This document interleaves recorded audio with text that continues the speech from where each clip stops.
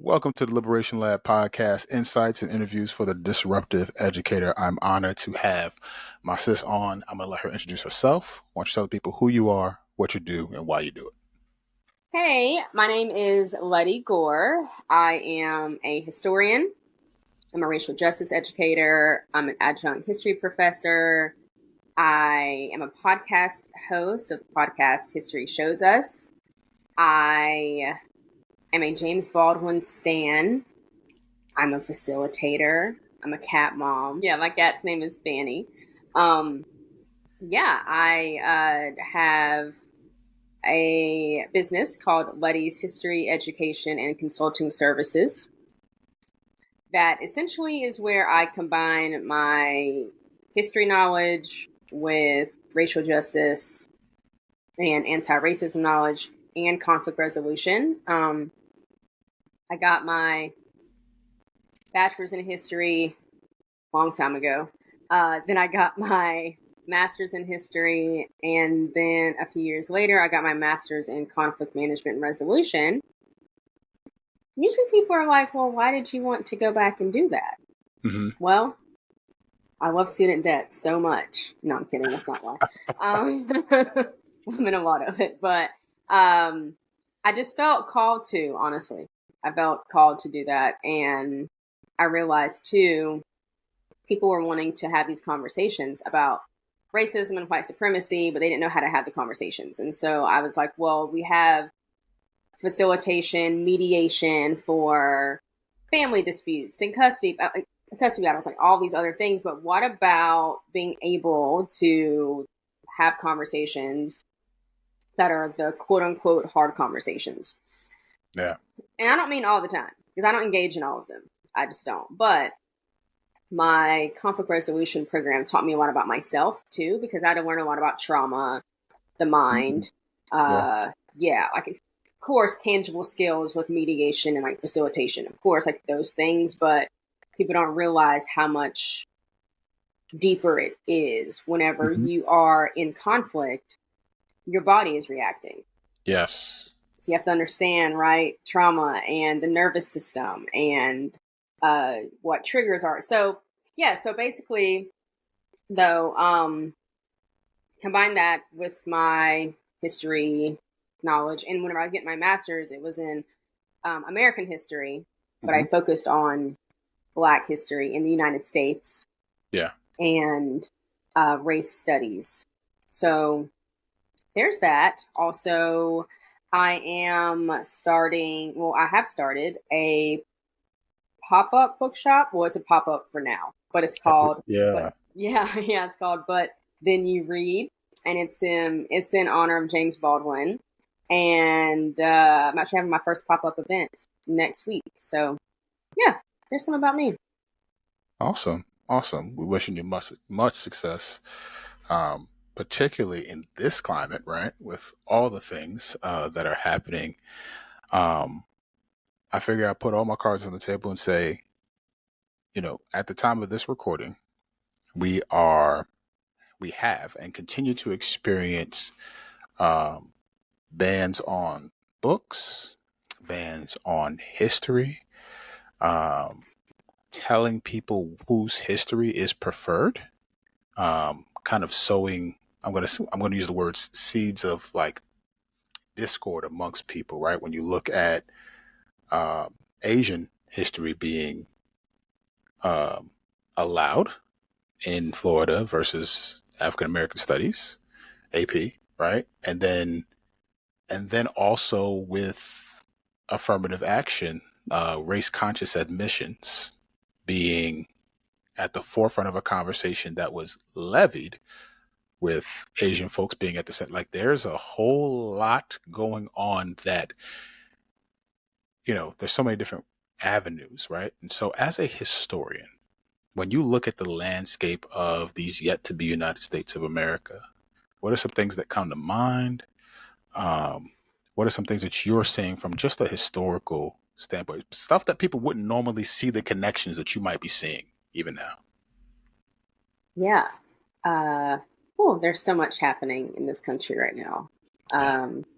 But I would be doing us all a disservice if I did not begin what I'm going to say with a James Baldwin quote, because who would I be if I didn't read Jimmy, Come right? on now. So in 1965, he wrote this essay called The White Man's Guilt. And yeah, I'm going to read just a little bit from it. Just a Take us few to the Book of sentences. Baldwin, please. So in this, he writes, one wishes that white Americans would read for their own sakes this record, he's talking about history, and stop defending themselves against it. Only then will they be enabled to change their lives. The fact that they have not yet been able to do this, to face their history, to change their lives, hideously menaces this country. Indeed, it menaces the entire world. Then he goes on to say that the great force of history comes from the fact that we carry it within us, are unconsciously controlled by it in many ways, and history is literally present in all that we do. And then, this is the last thing I'll read, he writes, on the other hand, people, white people, who imagine that history flatters them, as it does indeed, since they wrote it, are impaled on their history like a butterfly on a pin and become incapable of seeing or changing themselves or the world. This is the place in which, it seems to me, most white Americans find themselves, impaled. They are dimly or vividly aware that the history they have fed themselves is mainly a lie, but they do not know how to release themselves from it, and they suffer enormously from the resulting personal incoherence. You said Uncle Jimmy wrote that when? 1965. It sounded like he wrote it yesterday. Mm-hmm. Yeah. Yes, it does. Yes, it does. There's always something Jimmy wrote or said that is applicable. Always. Absolutely. Yeah. And yeah, I mean, what he wrote in 65 is exactly what we see now with this country as a whole, with white America, with the function of whiteness and white supremacy, right? These systemic issues. And you had asked, like, what are some things that just come to mind from a historical perspective? I think people look at things today and they think that it's new, right?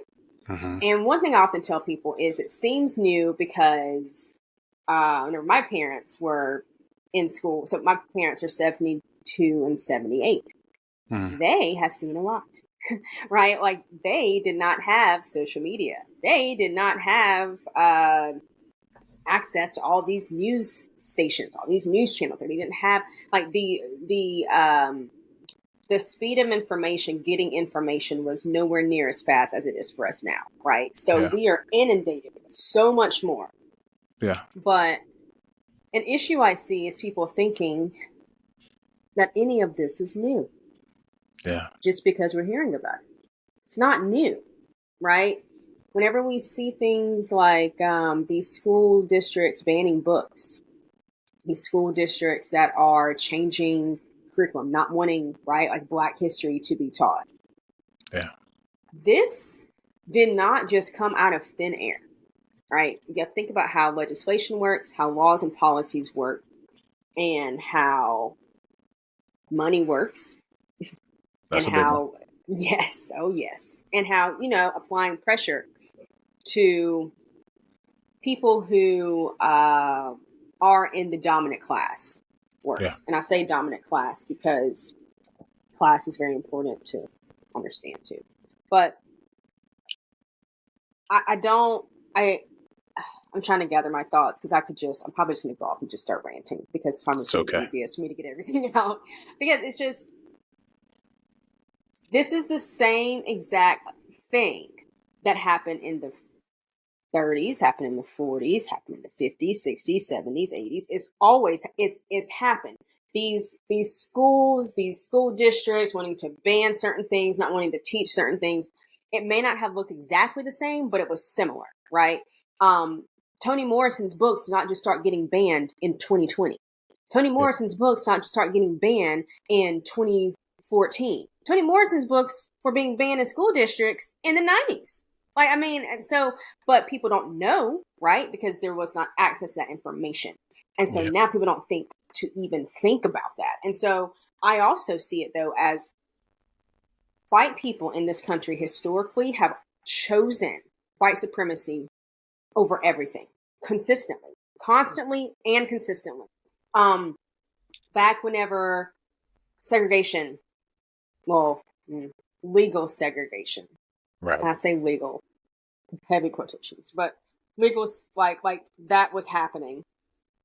You had white parents, white principals, white assistant principals, white teachers, whoever, who fought for their children to not go to school with black students. And if that meant shutting the school down, then Yeah. they just shut the school down, which then meant their children did not even get an education. So many white people were willing to say, well, our kids just won't learn. They just won't go to school if they have to go to school with insert racial slur here, right? Yes. And that's what I need people to really understand, that that's not a made up thing, right? It's just because it sounds horrible does not mean that it's not true. Just because it's shocking does not mean that it didn't happen. And there has always been a fear in this country for the truth to be told. Yeah. Always. And I find it very frustrating, for me at least, when people just look around and they're like, well, I don't know how we got here. I don't know how y'all still asking that dumb question. I mean, I'm just to be honest. Like, it's just, what do you mean, how did we get here?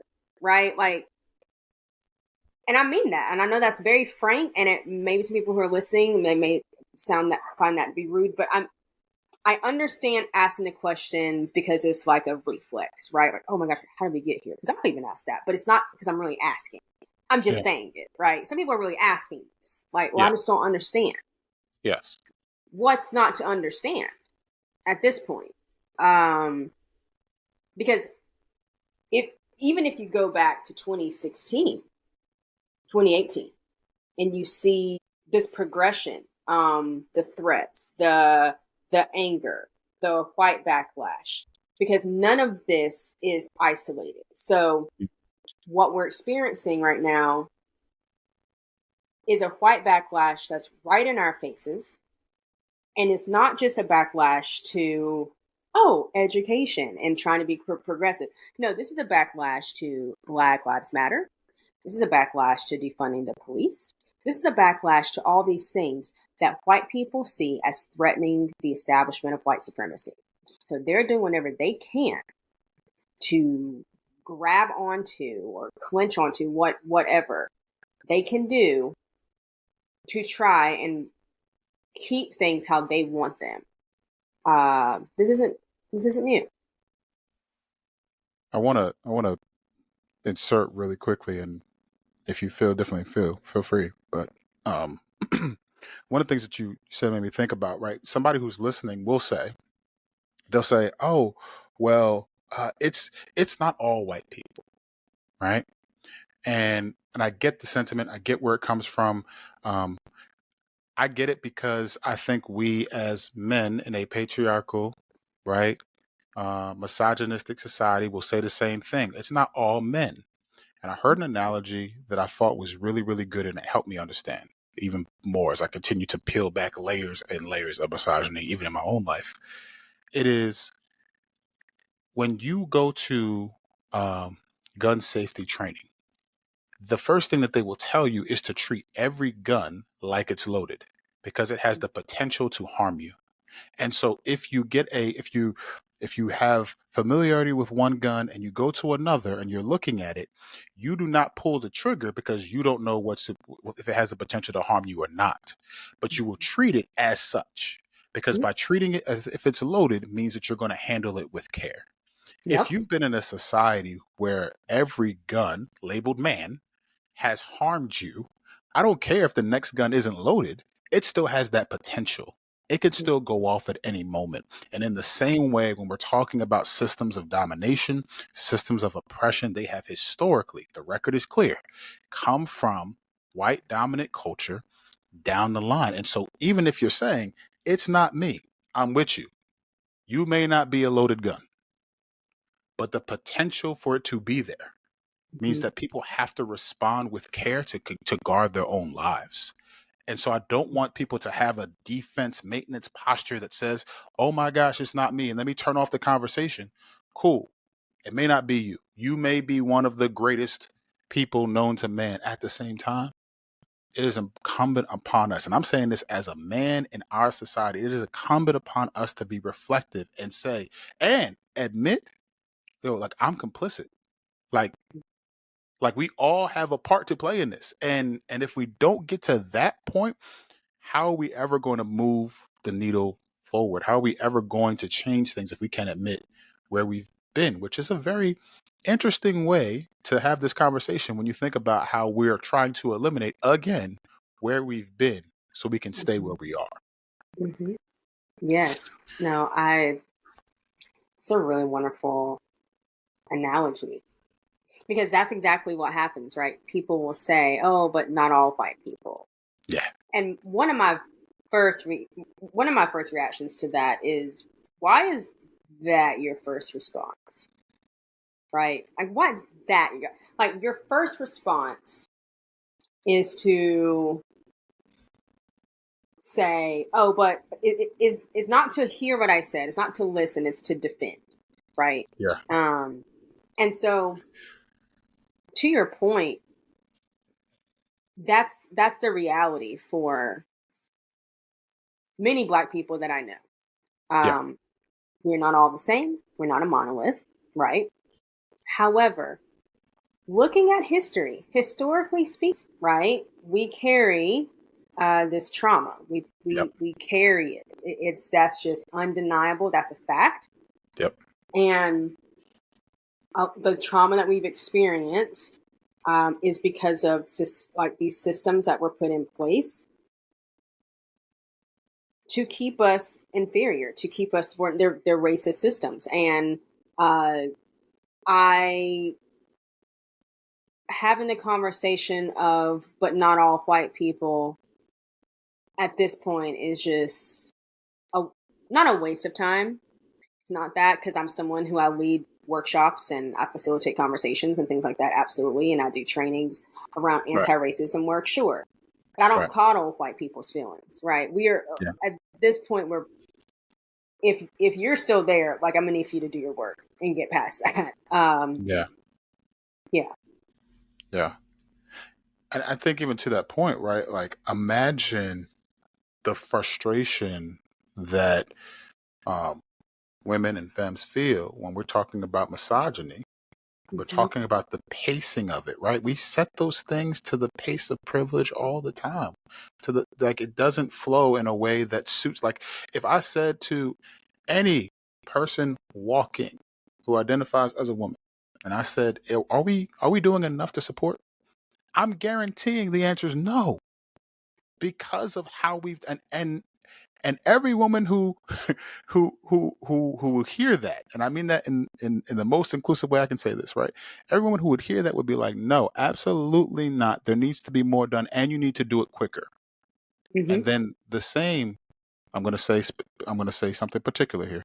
The same white women who will hear that and say we need to move faster and you do more and do it quicker will then turn around when the power is flowing through them, right? Downward through them, Mm-hmm. right? Through white men through them, and say, well, not all, or I'm not that, or not understand how white feminism has historically and continues to marginalize Black women. Mm-hmm. And so we have a very, I'm going to say, revisionist history Yes. where we will revise history so we are always the hero of our own stories and narratives, Mm-hmm. which is where I want to kick it to you, because I don't think that we see at a macro level the danger of a society that says we are going to blot out our mistakes so we're always the hero of our own stories. And what are people missing who may be here? What are educators missing in particularly who will have to now um, teach in an environment that's asking them to do this? What's at risk if they don't teach the truth? That's really the question. Oh, what's at risk? What's happening is uh, there'll be there'll be generations that not only don't know the history, but they lack a certain amount of empathy. Yes. Um, they do not know how to critically think and how to see beyond what's just written. You've got to not knowing how to interrogate history, not taking something at face value just because that's what's written. You have to understand that, yes, there can be one sentence in this history book, but that could also have been 5 pages. Mm. Understanding where we came from, and by we I mean this country, because you can't just look at the good. Two things can be true at once. Three things can be true at once, right? And if you're teaching, for example, about the Civil War and the Reconstruction era, okay, let's just say, and it's talking about 13th, 14th, and 15th Amendments, the Reconstruction era and the Freedmen's Bureau, the positive aspects for Black people, right? Is that true? Yeah, it is true, quote unquote. Yeah. But then the problem comes whenever you're not also including the fact that these amendments intensified the violence, the racial violence that Black people experience. And that violence that Black people experience after the Civil War is directly correlated to and connected to our criminal injustice system that we have right now, right? And what was actually happening is after the Civil War, you had the Klan, which was formed. And then this Klan was also the doctors and the lawyers and the judges and the school teachers and the husbands and the wives who were making the Klan robes, right? And the children that would then go when they would be part of lynchings, they would go and mutilate bodies and play around and have games and songs about it, right? We have to choose to see people for who and what they were and not just look at history like it was just this romanticized book and that's it and this country's great. Like, let's define the word great. That's very subjective for this country. I will never say this country was ever great, has ever been great. Absolutely not. Now, is this country better than some places in the world? I mean, maybe, right? I mean, I'm not going to sit here and act like where I live is not better than quote unquote a place right now where there are people who are involved in a physical civil war. That's common sense, right? But the issue for me whenever it comes to educators, well, sorry, not whenever it comes to them. The issue for me whenever it comes to what's happening in schools, the biggest issue for me is choosing to omit the facts that tell the truth about people and the truth about where this country is, how we got to where we are, and also choosing to not leave room, right, for people to question, well, why was I not taught this, right? Why have I never heard about this? Like, there is a level of curiosity. I've seen it. I've been teaching for a long time. I've been doing this work for a long time. I see it. I've seen it in students. I see their faces whenever they're like, no one ever told me this. I never learned this. Why? Right? Then there becomes this level of independence with thinking. And that's what this country's always been afraid of. Always been afraid of. Yeah. You know, I think about the aspect of educators who are in our school systems, who are hearing this, maybe in Florida, Arkansas, with that wonderful governor and all the things that are happening. And you know, there's many other places, right? But they're most pronounced. And I think about the call that rests on their shoulders to resist.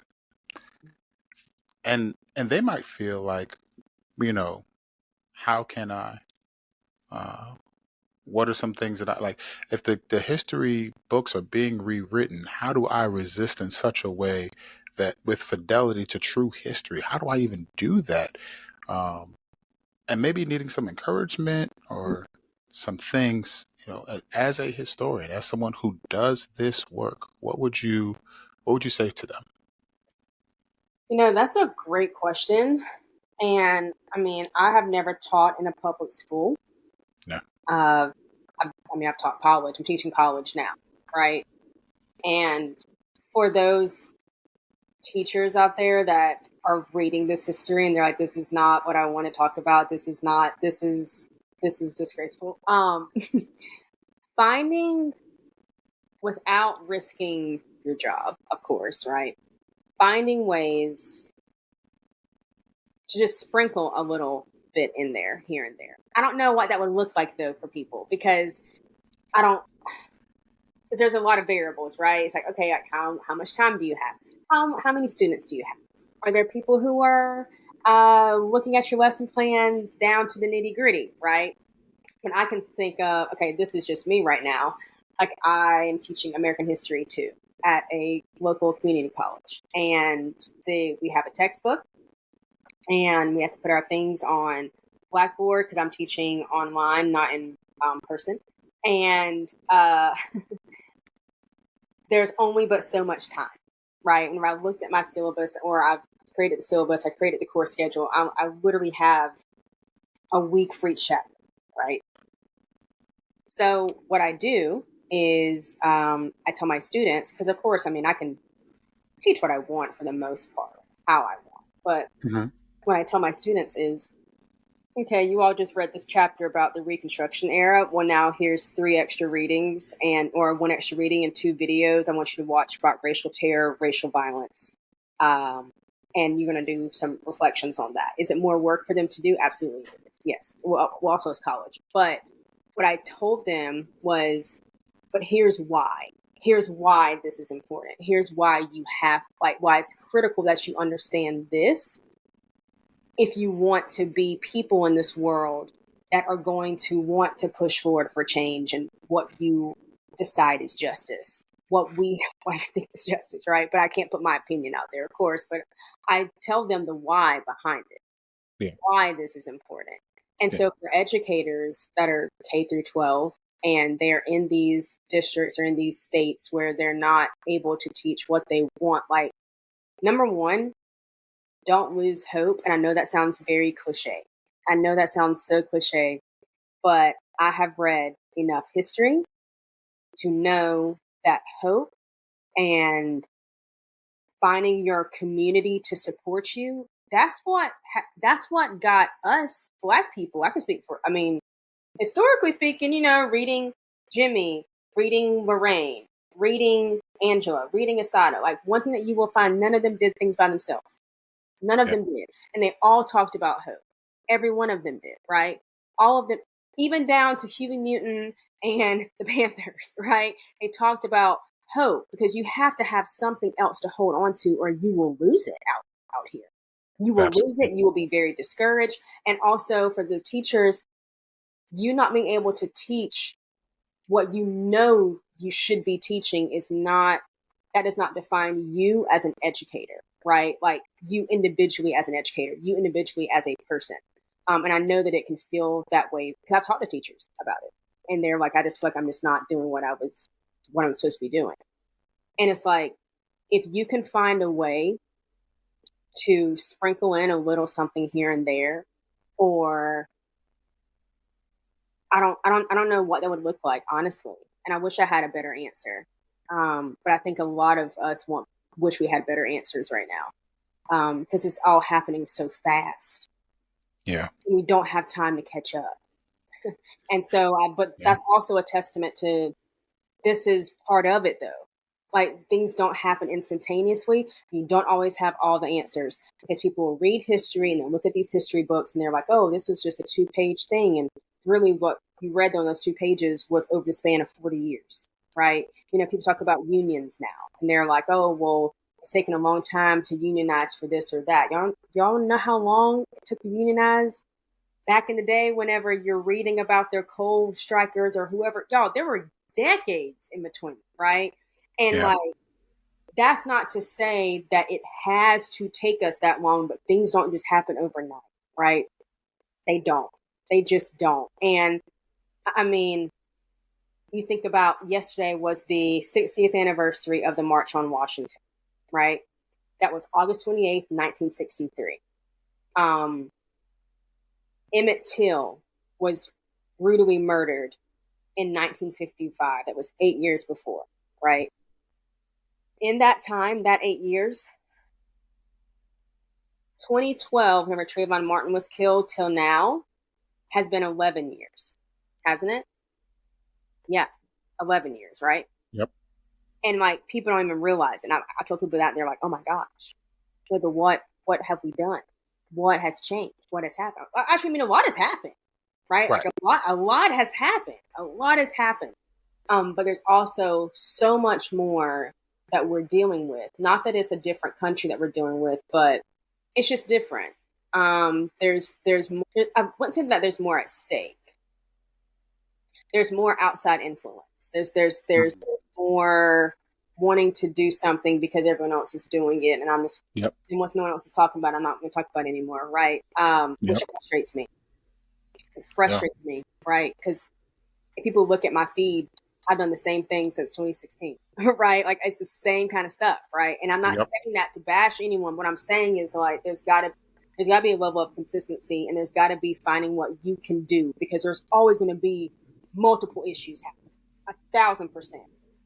But also understanding that it's all intersectional, right? Like, Yeah. you can't talk about um, trans rights without talking about patriarchy, right? Like, you can't talk about misogynoir without talking about black women and black femmes and black trans. Like, it's all intersectional. You can't talk about education and book banning and not wanting to teach black history without also excusing the fact that uh, our Supreme Court is what it is. Like, it's all connected, It's all every connected. bit of it, right? Yeah. So, I might going off on a rant, but No, you're good. And I would say to the educator who might be struggling or thinking through it as well, like what you said about hope is key. Um, Shout out to Dr. Duncan Andrade, whose work on critical hope is major. Um, and so I would commend that work to you. I would also say one of the best ways that I could picture it, and I think it pictures a lot, is my favorite Disney movie is Mulan. Um, and in it, there's this part where um, she is in taking her father's place in the royal army. She's about to get kicked out. They have just sung "I'm gonna make a man out of you," and she's at the point where she's standing in front of this pole, and they give these two weights, and they say you gotta carry the weights up this pole, and she's the only one smart enough to recognize if I use these weights as a counterbalance, I can then get to the top of this pole. And I'd say that to say, if we don't hold on to the world that we want to see in one arm and hold a consciousness about the world that is in this arm, we won't be able to ascend to or progress to the places that we want to, because we're going to lose sight of that tension that we need to be keeping, right? In addition, I would say the the there is a deep connection in education and educators with the risk. I'm going to say risk of the freedoms that you can take and your knowledge of the curriculum. Like, if it is a terrible curriculum, I want you to know every single place that it is horrible, right, because then that'll tell you exactly how to, like you said, season it with the truth. Because if they're going to tell you something that is outrageous in module 5, then maybe that structures how you're going to lead into it with the lessons that you're going to sprinkle in with modules 1 through 4. So I'm going to say, know that thing in and out, know what the horror story is that they're trying to portray, and then on top of that, then be able to take the freedoms necessary to teach truth. Like, you don't need to to figure out all the things to be able to restructure the curriculum, right? It is the same way, like, I think my grandfather told me, like, when bankers were trying to figure out what counterfeits were, all they did was study what was real. Mm-hmm. They studied a real dollar, so they knew when a counterfeit came across, it didn't look like this. Know Right. what's real. Mm-hmm. If you know what's real, then when a fake comes, you'll know how to kind of rack that thing, Absolutely. and help us move forward. Yeah. As we are moving closer to, I want to honor your time. I wouldn't be remiss if I didn't ask you about the gentleman over my shoulder, my right shoulder here, um, and your love, your honoring of the man I call Uncle Jimmy. When did it start? Talk to me. Just geek out about James Baldwin for a few with me. So it's funny that you have him because I have him right here. There it is. Yeah. Yeah. Um, he's of course right above my couch. But so I met James Baldwin, and by met I mean through his work. Yeah.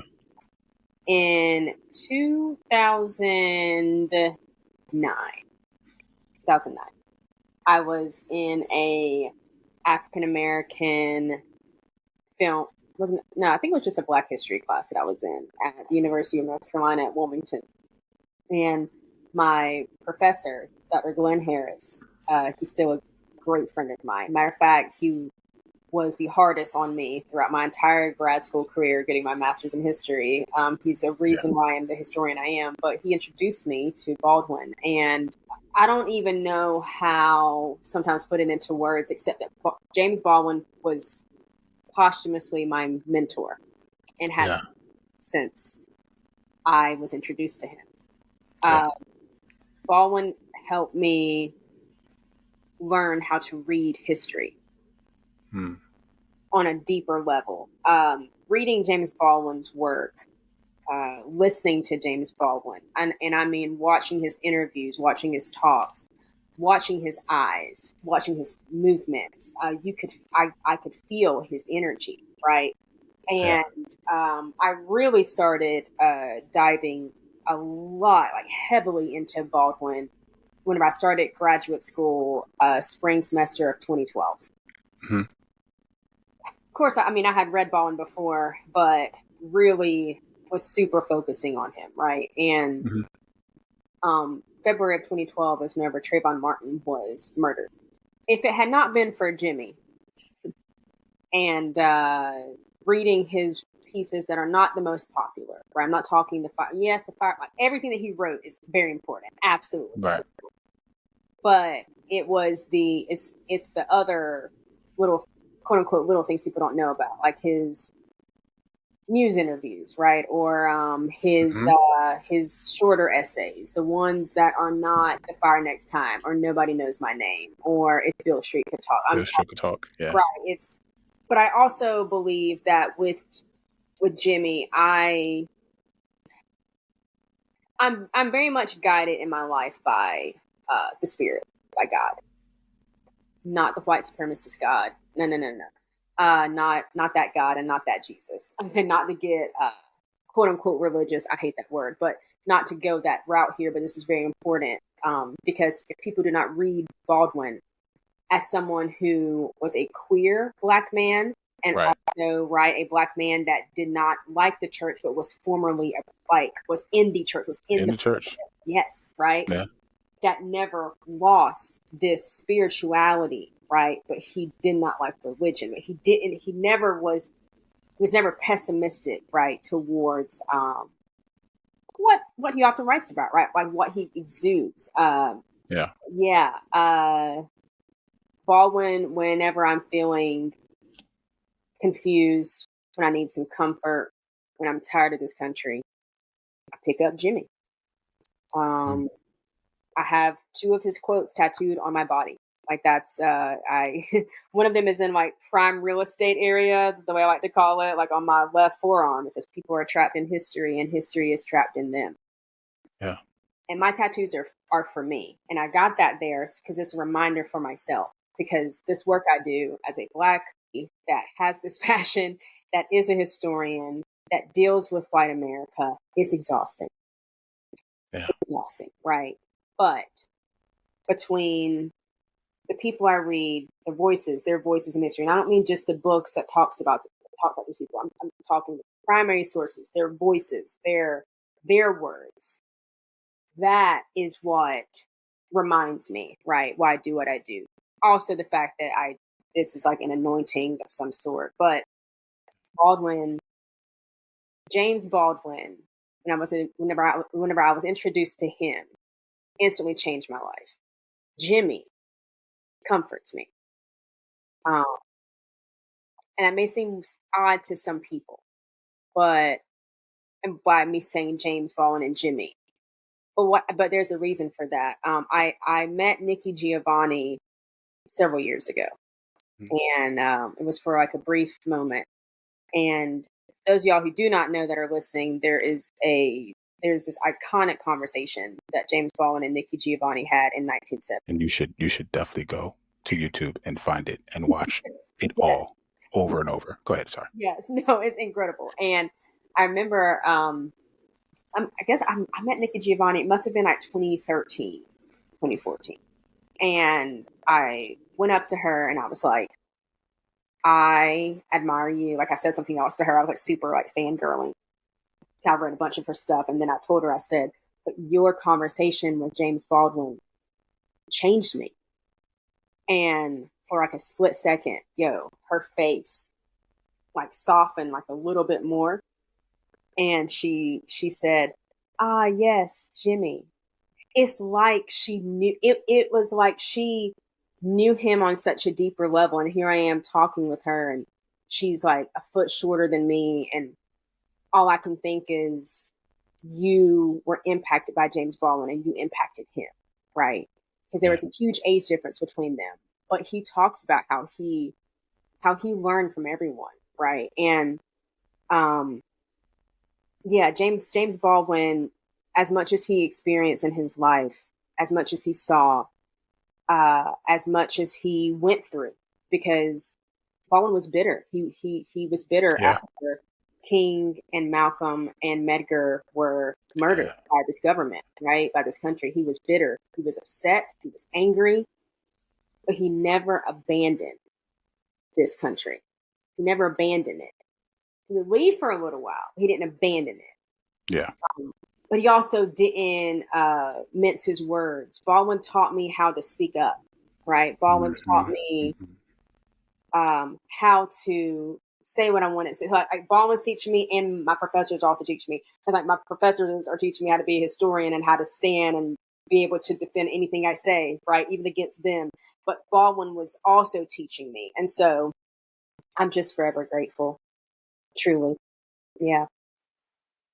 Yeah, I so appreciate you sharing that, and I think it's just a further reminder that when you talked about all of us on all things being, the intersectionality of all things and how we had to have that approach, there is a connectedness that we should feel if we're reading history correctly. Yes. And thank you for reminding us of that. Yes. As folks are getting in touch with and encountering your genius for the first time, how can they tap into your work, who you are, and supporting you? Where can they find you? So you can find me on Instagram at sincerely.lettie. I'm on Facebook also at sincerely.lettie. I have my pod, I'm trying to think of everything. So my podcast, History Shows Us, I have an Instagram for that, which is History Shows Us Podcast. It's been on a hiatus for the last few months, but it happens. And my website is sincerelylettie.com. That is really where my history education and consulting services. You can get in touch with me that way. You can sign up for my email list. I offer like one-on-one consulting, so like anti-racism consulting. I don't like to call it coaching, just consulting, because it's more so for people who are like, all right, I'm stuck. I've been doing my work. I need to do more, right? I don't hold your hand through the basics, but what I do is, well, what I do. And that is encourage, but also hold you accountable. Give the history with tangible information for you to see how it connects to today, and also go through things with you like, hey, maybe someone needs to know how to talk to their uncle that said something racist. And they're like, I don't even know how to do this. I'm the person that helps you with that, right? So you can book sessions with me like that. I do it for businesses also, boards, nonprofits, workshops, trainings.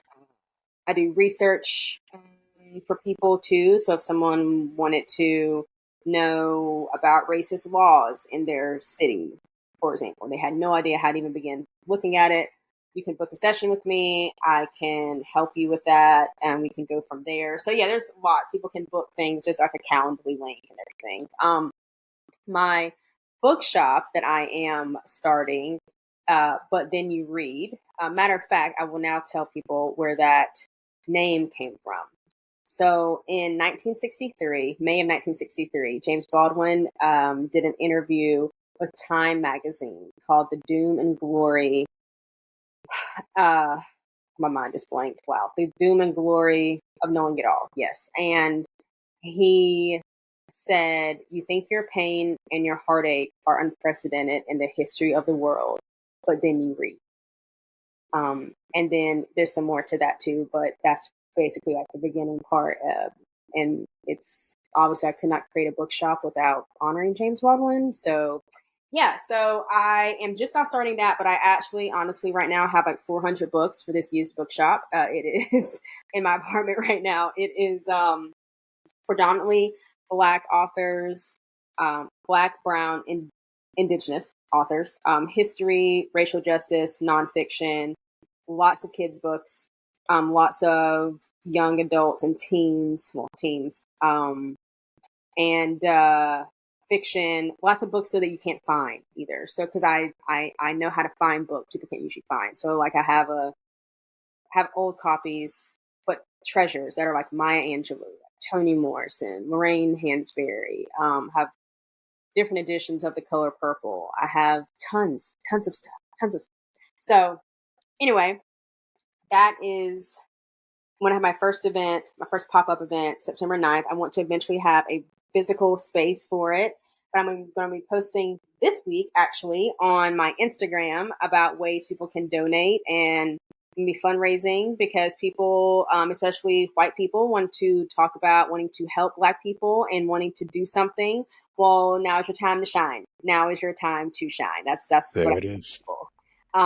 Right. And so think about it too, like reparations. When people talk about reparations, they think of it in a huge scale. Macro. Right. We've got to start micro, because if not, we're not going to get where we want to be with reparations. And so, matter of fact, a very good friend of mine, her name is Marla Tabiano. She actually is a white woman who got a lot of the books that I have for my bookstore. She went out to Goodwills and thrift stores and stuff and was collecting them for me and sending them to me, boxes at like the time.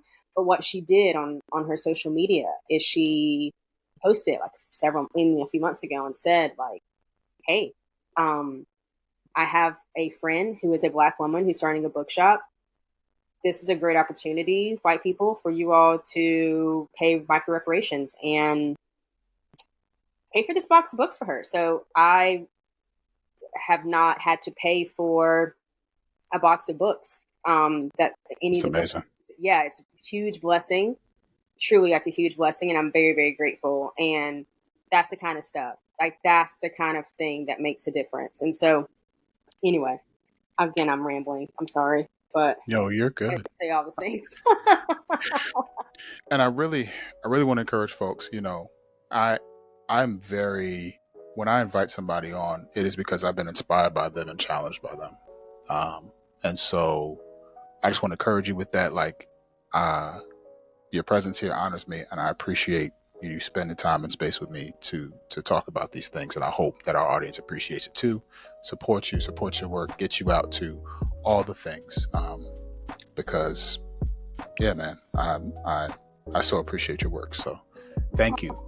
Well, thank you you. for Thank you. I can say the same thing about you. I mean, yes, like I was so happy whenever I discovered you on social media. I was like, oh my goodness, look, I'm gonna be real with you. I was like, oh look, there's a Black man that is out here who is actively putting in the work to listen and learn, but also taking action as they listen and learn. And so it was wonderful to see that. As a Black woman who has had many different experiences with many different types of people, right, of different races, but it's just always, for me, it's just goes back to hope and like things that cite that. So yes, thank you too, Bobby. I needed to hear that. So thank you. Yeah. Thank you so much. Yeah, thanks. I can't think of a better place to end. So there it is. Thank you for having me. This has been great. Absolutely. Absolutely. Thank you.